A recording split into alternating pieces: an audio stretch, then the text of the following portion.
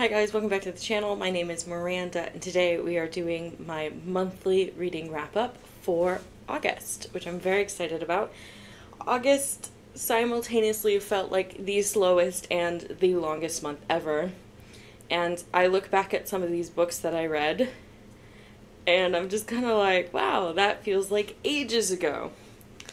So I'm excited to go over all of them with you and go over all my stats, and it'll be a good time. But say hi to Marvin again, guys. It's been like a month since you've seen him. Hi, Marvin. I am kind of glad the vlogs are over, but I really did enjoy doing them, so you might see a couple of vlogs here or there in the future. So first things first, we're going to go over my stats for the month of August. Stat number 1 is that I read 12 books, which is 3,926 pages. The biggest mood was dark, and the next biggest one was adventurous. I mostly read medium-paced books, 55% being 6, and then fast at 27, which is 3, and then slow at 18%, which is 2. 75% of my books were between 300 to 499 pages, and 25% were below 300. All of them were fiction. There were no nonfiction. To no one's huge surprise, my biggest genre was fantasy with 8, and then my second biggest genre, by a lot actually, is romance with 7. I read 2 physical books and 10 digital books. And my average star rating for the month was a 3.58, and 6 of those books were 3.5s. And I'll go ahead and show you my page graph for August. I think I only had a couple 0 days. Yeah, it looks like only 2. There were a couple days where I only read like 11 pages and 7 pages. But mostly it was like alright. Okay, let's go ahead and start with what books I read. The first book that I read was The Last Tale of the Flower Bride by Roshani Chokshi. I gave this book a 3.5 stars.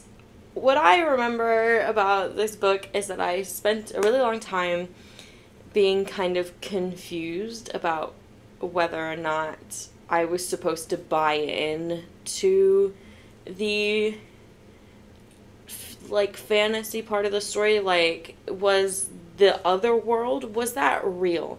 Was I supposed to believe that it was real? Or was it just a figment of this girl's imagination? It's still, like, I'm still not 100% sure in the context of this book, but I think I'm supposed to buy into it. I think we're supposed to accept the fact that this other world did exist, and it's not just this girl's crazy, and it's not just some section of the forest that she's determined is the other world. So I did like it. I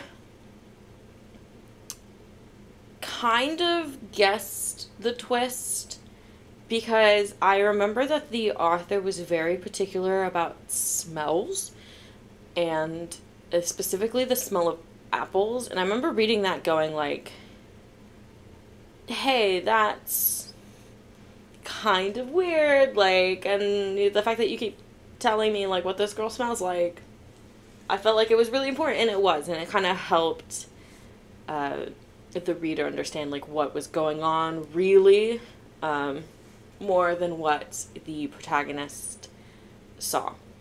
So I gave that a 3.5. I liked it. It was, again, one of those books where I just didn't quite feel smart enough for it, and like the whole point of the book was lost on me. But that's my fault, not their fault. The next book that I read was The Vanishing Stair by Maureen Johnson. I also gave that book a 3.5 stars.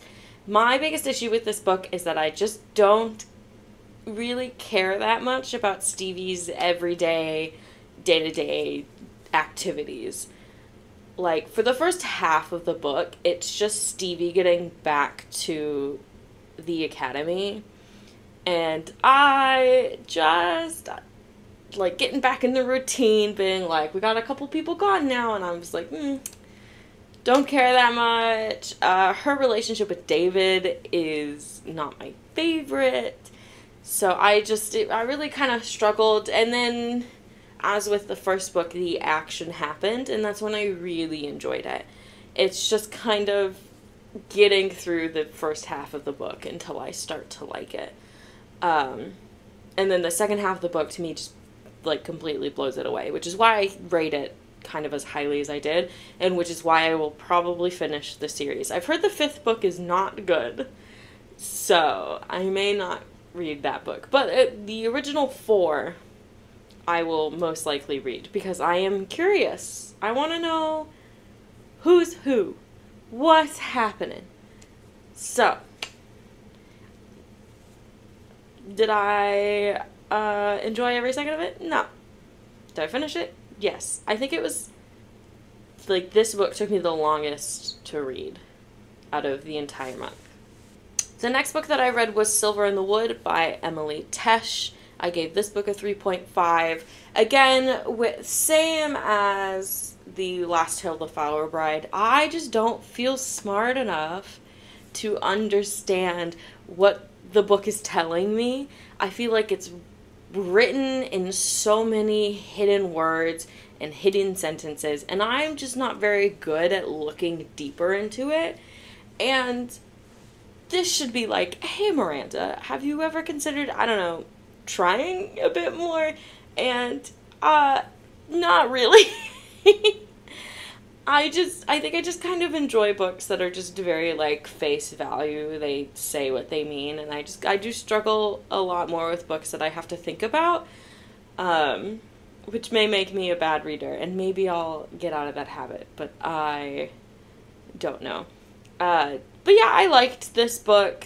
It was really short, which I think I said for July that I struggled with short stories, because I feel like they don't give you enough information, but this was just long enough that I was like, yeah, I understood what was going on, mostly. I'm still kind of a bit like, did that need to happen that way? I don't know. I really wanted to like this book because it was written by Emily Tesh, and she had written Some Desperate Glory, and I loved that book, so I wanted to read more of her writing. But these two stories are very difficult to compare. Silver in the Wood is only 100 pages long. Some Desperate Glory is like 400 and something.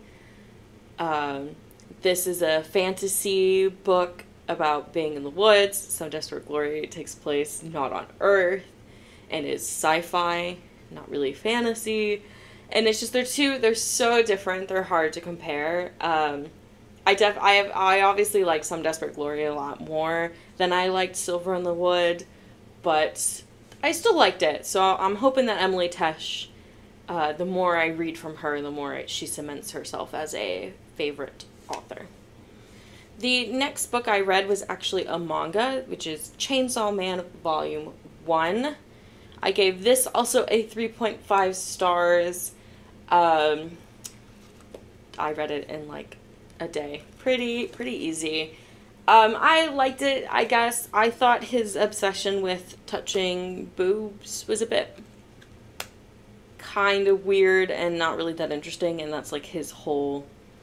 The only reason he wants to live is to touch them tatas. And I don't really care much for that motive, but I mean, I thought it was interesting. I didn't hate it. I've heard that the rest of it's really sad, though, and I was kind of sad when the little chainsaw demon dog thing died. But, you know, it is what it is. So, thank you, Mitchell, for the recommendation. I guess. Thanks for the Christmas gift. It's a Chainsaw Man Volume 1. The next thing that I read was Things Have Gotten Worse Since We Last Spoke by Eric LaRocca. I gave this a 3.5 stars. You're starting to see how the beginning of the month was very just average. This short story really, like, kind of did it for me, and it made me ask a lot of questions, and the only reason I gave it a 3.5 stars was because it was kind of horrifying, and that was the point. But I was just uncomfortable during certain parts, and it kind of left me with a lot of questions afterwards. But I think if I were to, like, take more time and just think on it, it might, like, do even better, because I just have a lot of questions, and I think I'm supposed to have a lot of questions. And my biggest question is, like,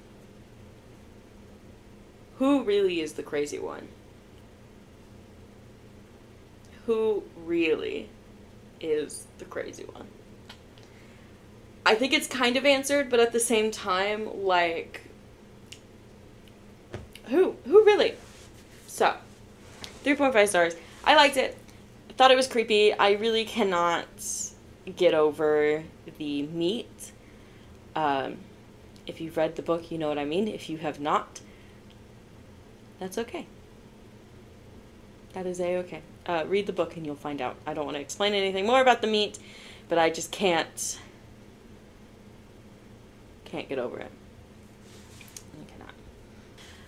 The next book that I read was Glory and Death by J.D. Robb, and I also gave this book a 3.5 stars. This book, I think I'm starting to have issues with J.D. Robb's writing style. I think the way that she writes third person is actually kind of difficult to follow.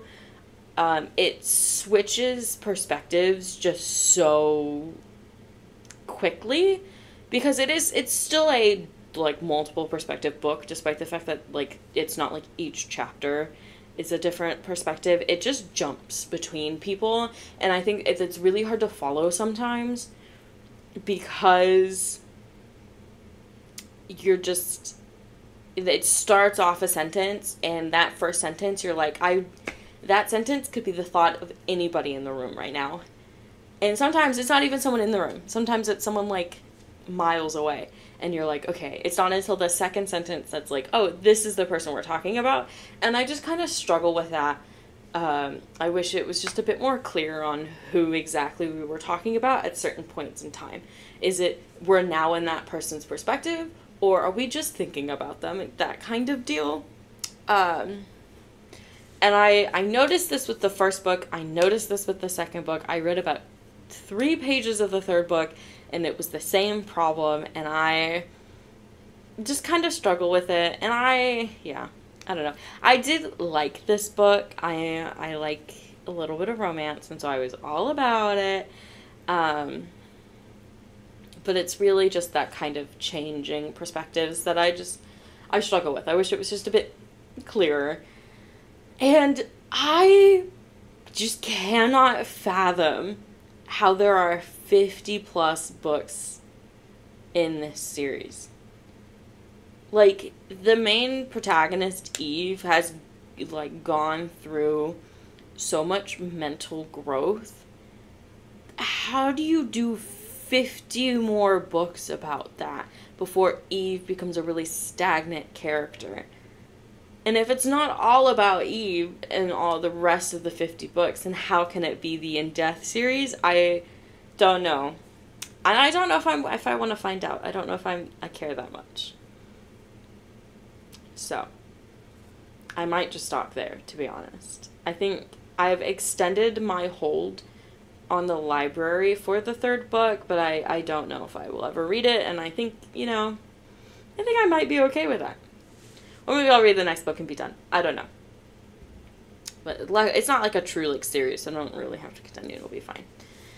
The next book that I read was These Violent Delights by Chloe Gong, and I gave this book a 3 stars.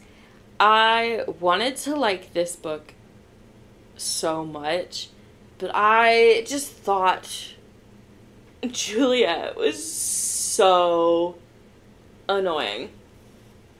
So annoying.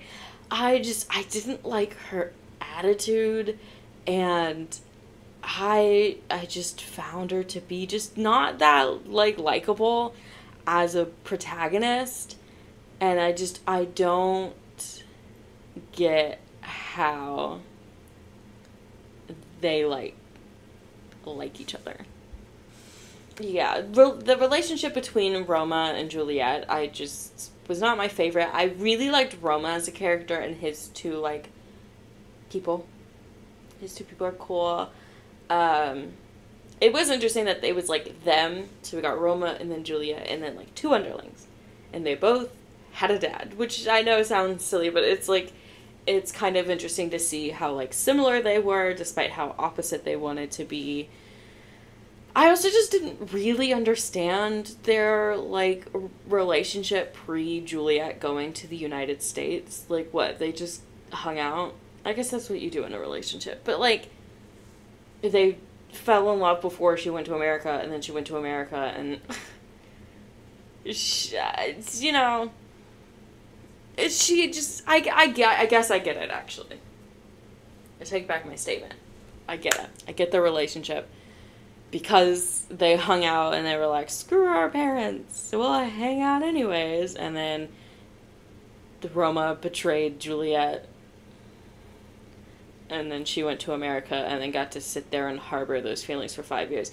But then she just comes back and she's like, Roma must hate me. And I'm like, where'd you get that idea from? Like, because he betrayed you? I guess. I don't know if he'd be stewing about it for 5 years. I don't know. Anyways, this book was okay. And, like, they had the, like, shadow monster, and they killed it. Kind of. Spoilers, by the way. They killed it, but now it's back, and I think book 2 is just book 1 again. But instead of Juliet feeling betrayed, Roma now feels betrayed. And I don't know if I can be asked to read it, to be honest. Like, I didn't like the first book that much. Why would I read the second book when it's just the same thing? Because, like, they specifically are like, hey, if I die, release this monster. And it's like, oh, okay, it's the same monster. You're just releasing the rest of it. Cool. So we're just doing the same things again. Very cool. But yeah, I thought it was okay. The next book that I read was The Undertaking of Heart and Mercy by Megan Bannon, and I gave this book a 4.5 stars. I loved this book. I think the only reason it didn't get 5 stars was because I think it did drag a little bit, kind of in the beginning. And it was just really close to being 5 stars. It was missing something. And I don't know what it was, but it was just missing something. But I adored this book. Any book that has letters in it, I love to death. And this book was obviously full of them. It's the whole writing letters to each other. I think maybe my problem was they would never really seemed like enemies. Like, it's supposed to be enemies to lovers, but it's more of just kind of like, I think you're annoying to lovers. And you see, there's not a lot of books that, like, convince me that there could be a bad ending. Happy Place, one of them. I was almost convinced that they wouldn't get it together. This book, another one. I actually cried. It was very sad. And I'm so glad that I got to experience this book without spoilers. So, if you have not read the book, you absolutely should. And you should do it before you get spoiled by anything, because it's just, the experience of this book was so good. And I ate this book up. I loved it so much. But not quite as much as, 5 stars, but I really loved it. So that's a 4.5. The next book that I read is Star-Crossed by Saran Dawson. If you've watched any of my vlogs, you'd know that I'd be talking about this book. This book is a 1990s romance between Rowena and Zachary. So Rowena and Zachary. And she's like some mystic. And he's a commander, and they're supposed to hate each other. They're like mortal enemies. You know, this is also kind of like Romeo and Juliet. I guess every enemies to lovers is, but like, they're like, yeah, they're all histories that they hate each other, and they're gonna kill each other, blah, blah, blah, blah, and they're made to hate each other. But I love this book. I gave this book a 4 stars. I don't know if I said that yet, but I thought this book was so fun to read, and this book has spawned a book idea for me where I read a bunch of 1990s books, romance books, and I share them with you guys, and I kind of talk about the difference between romances then and romances now. It was just fun. This book was just a lot of fun. And it was interesting to read, and the kind of war plot was like, okay, this book is definitely romance first, like fantasy second. There's a lot of books like ACOTAR, which is fantasy first, romance second. Despite what A Court of Mist and Fury, it might seem like that book is still romance or fantasy first, romance second. This book definitely romance first, fantasy second. But I just loved this book. I just thought it was fun. Just a fun little book that I read. I had started reading the next book that we're going to talk about. And then I also started reading this book because I got this book for my birthday. And I was like, I'm just going to start reading it. Just going to check it out. And I couldn't finish my other book until I finished this book. So then this book became the main book that I was reading. Which is why I also don't believe you should read multiple books. You should just devote your time to one. Because you're going to want to devote your time to one anyways. So just do that. So, Star-Crossed, 4 stars. Loved it. Just thought it was fun. And we'll talk more about it when I do my 1990s romance books video. The next book that I read, which, yes, I started during Star-Crossed but couldn't finish until I finished Star-Crossed, was Vicious by V.E. Schwab. I gave this book 4 stars. I struggled with the beginning of this book just a little bit. I thought it was kind of slow, just kind of dragging up. It was all very important, like world building and like relationship building, and it wasn't really until Victor and Eli start talking about the EOs that I was like, okay, now this is good. But I can kind of blame that on Star-Crossed. So, sorry, Vicious, if you got a lower rating because I just wanted to read Star-Crossed. But what I really liked about this book was how it was written. You'd have a kind of present, like, this is what's happening now, and Victor or Eli would remember something, and then the next chapter would be like, okay, this is what they remembered. And it made it really easy to follow, and I really, really liked that, and I thought it was a good book. I did enjoy it quite a lot. And, you know, Sydney and Matthew, wonderful characters. The dog, whose name I can't remember, wonderful characters. My favorite. And I'm really excited to read the second book whenever I get around to it. I do plan on finishing that series, and I'm very excited. The next book that I read was Divine Rivals by Rebecca Ross. I gave this book a 4.5. I probably, if I had to rank between The Undertaking of Heart and Mercy and Divine Rivals would go on top. I preferred Divine Rivals over The Undertaking of Heart and Mercy. I think it was just, I liked the letters a bit more.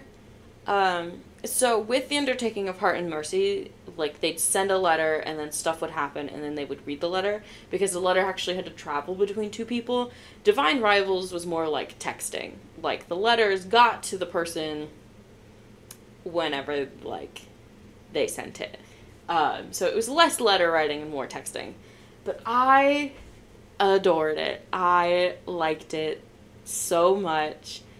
I thought the characters were just interesting, and I felt bad for like what their life had been like for both of them.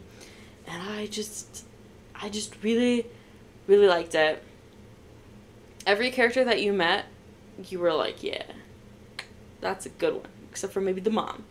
And I guess the boss. But I think they were supposed to be evil characters. I think the reason I didn't give it a 5 stars is because I'm still not 100% sure this whole God situation.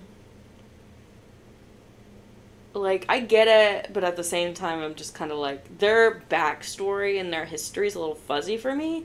And I think that's because when I was reading it, it was in letters. That's how the backstory of the gods got explained to us, was through letters. And the text was so much smaller than the rest of the book that I just probably skimmed over it a little too much. And now I'm kind of not sure.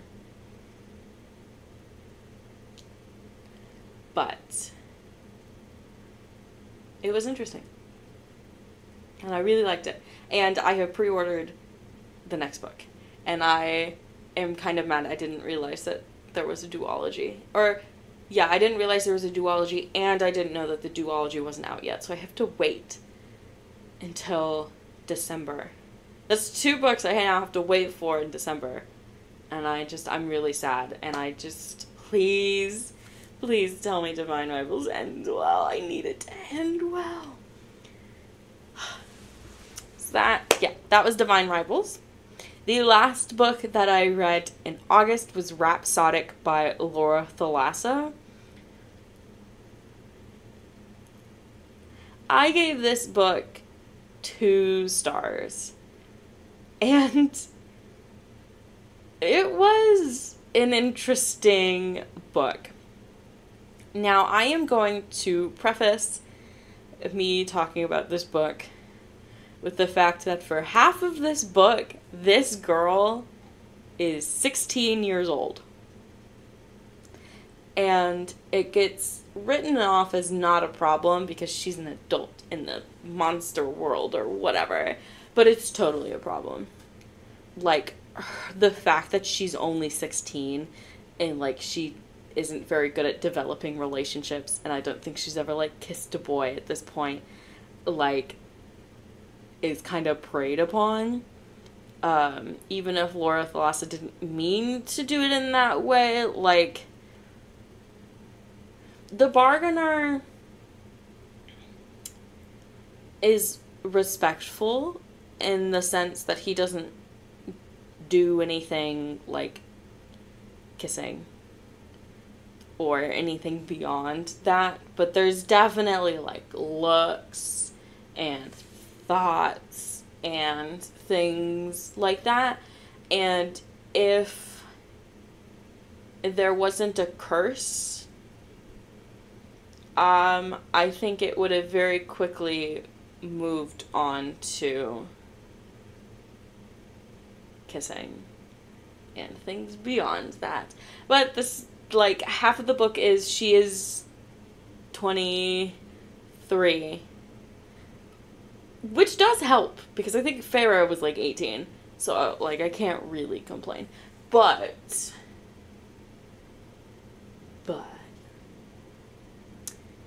that's the main reason I gave this book 2 stars. I think the parts where she is 23, like, they're pretty good. They're like every romantasy book, you know, every dark romantasy book. I was with it. It was fine, but it was just the fact that the half of the book she was 16, I couldn't get over it. And I looked at the reviews, and like all of the 5-star and the 4-star reviews seem to just not mention this fact at all. And I think that's kind of weird. I think that you can give this book 5 stars, and that is totally fine.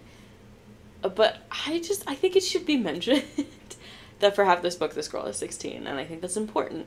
And I think if you can think that's weird and still give this book 5 stars, because when she is 23, it is like a good book.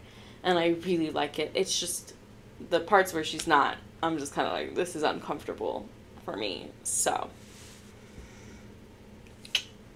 there you go. That's that.